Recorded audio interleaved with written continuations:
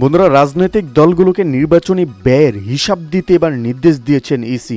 এরকম একটা বড় আপডেট আমাদের সামনে আসছে। অবশ্যই আমরা এই বিষয়ে বিস্তারিত আলোচনা করব। তার আগে আপনি যদি এই চ্যানেলে নতুন থাকেন, অবশ্যই চ্যানেলটিকে সাবস্ক্রাইব করে আমাদের পাশে থাকুন এরকম নিত্য নতুন রাজনৈতিক এবং সর্বশেষ আপডেটগুলি সবার আগে পাওয়ার জন্য।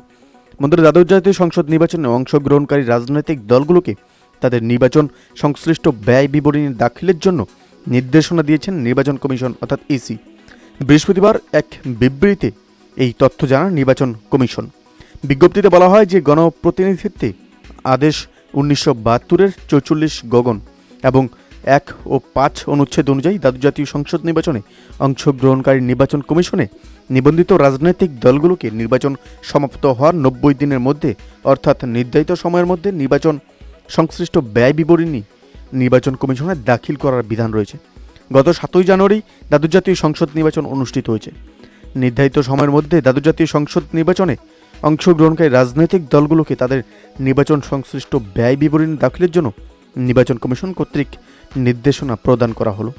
বন্ধুরা, এই আপডেট প্রসঙ্গে আপনাদের কি মতামত অবশ্যই আমাদের কমেন্ট করে জানাতে ভুলবেন না।